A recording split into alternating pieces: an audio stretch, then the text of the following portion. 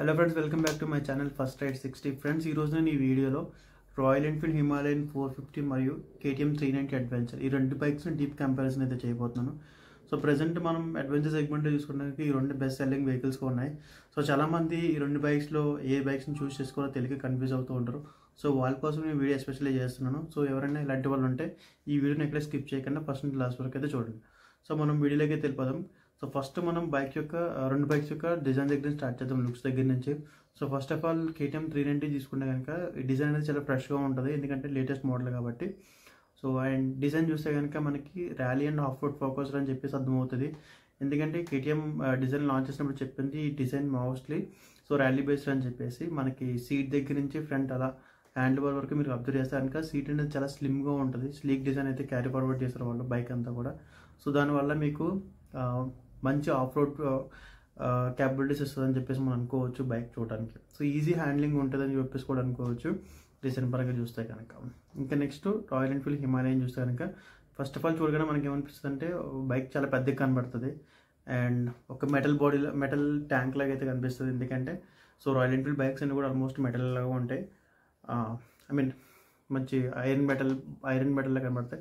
So Himalayan 450 కూడా అలా కనిపిస్తుంది చూడగానే, మెటల్ బాడీలో మంచి స్ట్రాంగ్ బాడీలో కనబడుతుంది.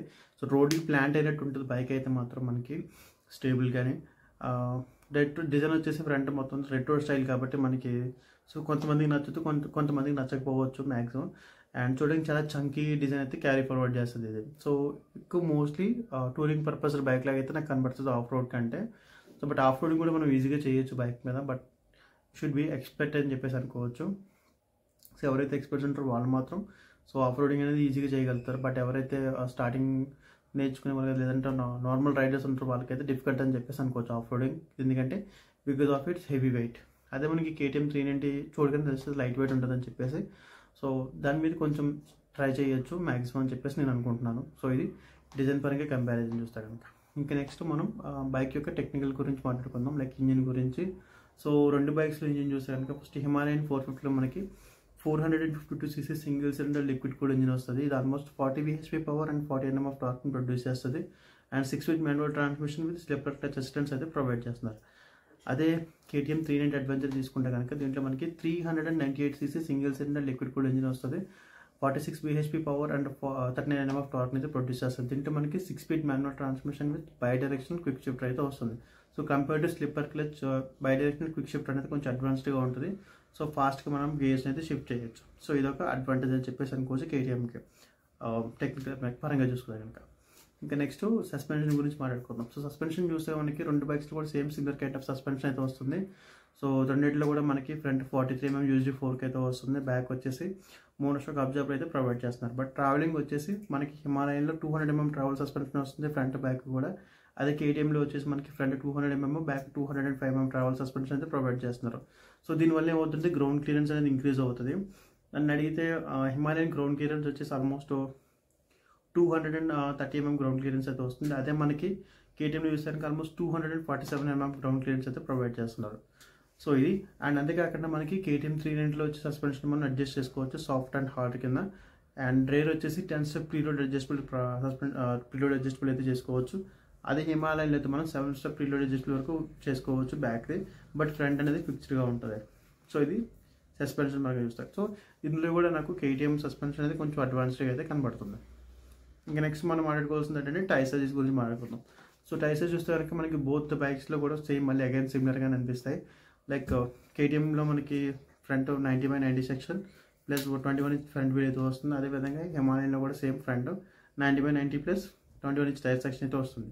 ఇంకా రేర్ చూస్తే మనకి హిమాలయన్లో కొంచెం బిగ్గర్ సెక్షన్ టైర్ అయితే ప్రొవైడ్ చేస్తున్నారు. 140/80 సెక్షన్ టైర్ అయితే వస్తుంది విత్ 17 inch వీల్. అండ్ KTMలో మనకి 130/80 సెక్షన్ టైర్ అయితే వస్తుంది విత్ 17 inch. బోత్ ది బైక్స్లో మనకి అలా స్పోక్ వీల్స్ అయితే ప్రొవైడ్ చేస్తున్నారు విత్ ట్యూబ్లెస్ టైర్స్. వెరస్ హిమాలయన్లో అయితే మనకి ఆప్షనల్గా మాత్రమే ప్రొవైడ్ చేస్తున్నారు ట్యూబ్లెస్ టైర్స్ అనేవి. సో ఫ్యూల్ ట్యాంక్ చూసుకుంటే కనుక మనకి హిమాలయన్ 450లో ఆల్మోస్ట్ 70 లీటర్ ఫ్యూల్ ట్యాంక్ అయితే ప్రొవైడ్ చేస్తున్నారు. అండ్ KTM 390లో మనకి 14.5 లీటర్ ఫ్యూల్ ట్యాంక్ అయితే వస్తుంది. సో ఇక్కడ హిమాలయన్కి అడ్వాంటేజ్ అని చెప్పేసి అనుకోవచ్చు, ఎందుకంటే ఎక్కువ పెద్ద ఫ్యూల్ ట్యాంక్ ఉండడం వల్ల మనం ఇంకా ఎక్కువ లాంగ్ డిస్టెన్స్ అనేది మనం కవర్ చేయొచ్చు. సో మధ్యలో ఆగకుండా. సో ఇది చూసుకుంటే కనుక సో ఇవి ఇంపార్టెంట్ డైనమిక్స్. ఇంకా నెక్స్ట్ మనం సేఫ్టీ ఫీచర్స్ గురించి డిస్కస్ చేసుకుందాం. సో సేఫ్టీ ఫీచర్స్ చూస్తే కనుక మనకి బోత్ ఈ బైక్స్లో సో డ్యూయల్ డిస్క్ అయితే వస్తుంది, డ్యూయల్ ఛానల్ ABS అయితే ప్రొవైడ్ చేస్తున్నారు. అండ్ మనకి KTMలో చూస్తే ఎక్కువ సేఫ్టీ ఫీచర్స్ అయితే వస్తున్నాయి. Electronic features like cornering ABS, multiple and switchable ABS modes, traction control, switchable traction control. So ఇలా ఎక్కువ సేఫ్టీ ఫీచర్స్ అయితే వస్తున్నాయి. అదే మనకి హిమాలయన్లో అయితే మామూలుగా స్విచ్వల్ ABS మోడ్స్ వస్తుంది అండ్ డ్యూయల్ ఛానల్ ABS ఇవే ప్రొవైడ్ చేస్తున్నారు. సో అది కూడా మనం మల్టిపుల్ ABS మోడ్స్ అనేవి బేస్డ్ ఆన్ డ్రైవింగ్ మోడ్స్ అని చెప్పేసి మనం మారుతాయని చెప్పేసి అనుకోవచ్చు బోత్ ది బైక్స్లో. సో ఇది ఫైనల్గా. ఇంకా నెక్స్ట్ మనం ఫీచర్స్ గురించి మాట్లాడుకుందాం. సో ఫీచర్స్ గురించి చూసుకుంటే కనుక మనకి KTMలో మళ్ళీ మోర్ ఫీచర్స్ అనేవి వస్తున్నాయి. ఎలా అంటే మనకి KTMలో 5-inch TFT కలర్ఫుల్ డిస్ప్లే అయితే వస్తుంది. సో దీంట్లో మనం regular information like digital speedometer, odometer, tachometer, distance, fuel, empty ఇలాంటి అన్ని విషయాలు మనం చూసుకోవచ్చు. అంతేకాకుండా మనం బ్లూటూత్ ద్వారా స్మార్ట్ ఫోన్ కూడా కనెక్ట్ చేసుకుని దాంట్లో call and SMS select, so music సంబంధించిన ఇన్ఫర్మేషన్ ఇవి కూడా చూసుకోవచ్చు. సో మ్యూజిక్ చేంజ్ చేసుకోవడానికి కూడా మనకి కంట్రోల్ బటన్స్ అయితే ఇచ్చారు. దాని ద్వారా మనం ఫోన్లో ఓపెన్ చేసుకోకుండా మన ఫోన్ ఓపెన్ చేసుకోకుండా అవసరం లేకుండా డైరెక్ట్గా మనం హ్యాండిల్ దగ్గర నుంచే ఇచ్చిన బటన్తో మనం మ్యూజిక్ని అయితే చేంజ్ చేసుకోవచ్చు, సాంగ్ అయితే చేంజ్ చేసుకోవచ్చు. అదొక బెస్ట్ ఫీచర్ అని చెప్పచ్చు. అండ్ ఇంకా turn by turn navigation assist, all LED light setup వస్తుంది విత్ ప్రొజెక్టర్ ల్యాంప్ అని చెప్పేసి అనుకోవచ్చు. DRLs, సో హజార్డ్ లైట్స్ ఇవన్నీ కూడా మనకి ప్రొవైడ్ చేస్తున్నారు. అంటే క్రూజ్ కంట్రోల్ కూడా వస్తుంది. సో ఇవి మనకి ఫీచర్స్ చూసుకునే కనుక ఎలక్ట్రానిక్ ఫీచర్స్. అండ్ అదే మనకి హిమాలయన్లో చూస్తే కనుక సో సర్క్యులర్ TFT డిస్ప్లే అయితే ప్రొవైడ్ చేస్తున్నారు. దీంట్లో కూడా మనకి మొబైల్ కనెక్ట్ చేసుకోవచ్చు స్మార్ట్ ఫోన్ బ్లూటూత్ ద్వారా. అండ్ దీంట్లో turn by turn navigation assist వస్తుంది, కాల్ అండ్ SMS అలర్ట్ అయితే వస్తుంది, మనకి LED లైట్స్ అయితే వస్తున్నాయి, మొత్తం ఆల్ సెటప్. సో ఇవే ఫీచర్స్ మనకి హిమాలయన్లో అయితే ప్రొవైడ్ చేస్తున్నారు. ఇంకా నెక్స్ట్ వేరియంట్స్ చూస్తే కనుక మనకి టోటల్ హిమాలయన్లో 4 వేరియంట్స్ అయితే లభిస్తున్నాయి. అండ్ KTMలో మనకి టోటల్ 2 వేరియంట్స్ మాత్రం వస్తున్నాయి. అండ్ ఫైనల్గా ప్రైస్ చూస్తే కనుక మనకి హిమాలయన్ ప్రైస్ వచ్చేసి స్టార్టింగ్ బేస్ మోడల్ 2,85,000 రూపీస్ ఉంది. అండ్ టాప్ ఎండ్ మోడల్ వచ్చేసి 2,98,000 రూపీస్ అయితే ఉంది. అండ్ KTM చూస్తే కనుక బేస్ మోడల్ వచ్చేసి స్టాండర్డ్ కాదు, అడ్వెంచర్ X అని చెప్పేసి అనుకోవచ్చు. అడ్వెంచర్ X ప్రైస్ వచ్చేసి 3,49,000 ఉంది. And top model standard X వచ్చేసి 3,60,000 సంథింగ్ ఎంతో ఉంది. అంటే మీకు ఆల్మోస్ట్ ఇది 3,50,000 ఉంటుంది ఆన్ రోడ్. KTM వచ్చేసి ఆల్మోస్ట్ 4,50,000 నుంచి 70,000 మధ్యలో ఉంటుంది. సో ఆల్మోస్ట్ 1,00,000 ప్రీమియం చెప్పేసి అనుకోవచ్చు KTM అనేది కంపేర్ టు హిమాలయన్. సో ఇప్పుడు వరకు నేను చెప్పిన ఫీచర్స్లో చూస్తే కనుక మీకు 1,00,000 అనేది వర్త్ అనిపిస్తే మీకు KTM అనేది బెస్ట్ అని చెప్పేసి నేను అనుకుంటున్నాను. లేదు నాకు basic features regular day use features చాలు, ఇలా రెగ్యులర్గా ఉండే ఫీచర్స్ ఇవి సరిపోతాయి అనుకుంటే సో హిమాలయన్ అనేది బెస్ట్ ఫీచర్.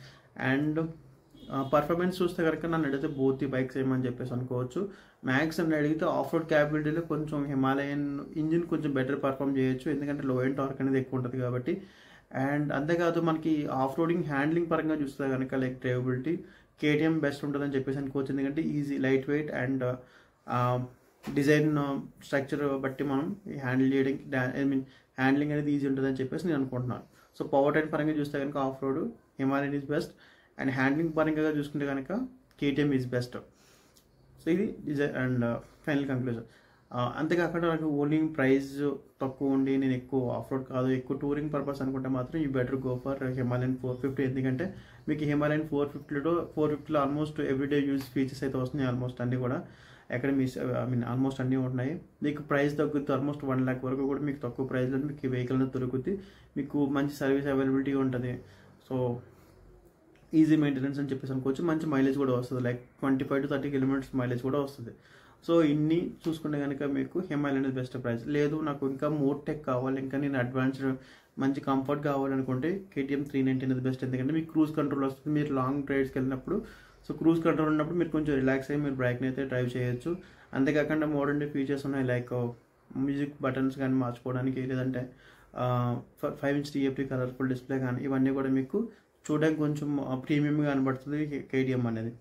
సో నాకు ప్రైస్ ప్రాబ్లం కాదు, నాకు బైక్ చూడడానికి మంచిగా ఉండాలి, ఇంకా మంచి ఫీచర్స్ కావాలి, టెక్ ఫీచర్స్ కావాలనుకుంటే ఈ better go for KTM 390. So ఇది అడ్వెంచర్ 390 అండ్ హిమాలయన్ 450 మధ్యలోనే కంపారిజన్. సో మీకు ఈ వీడియో నచ్చితే కనుక వీడియో లైక్ చేసి ఛానల్ సబ్స్క్రైబ్ చేస్తారని కోరుకుంటున్నాను. Thank you so much for watching. Please subscribe my channel once again. Take care. Bye.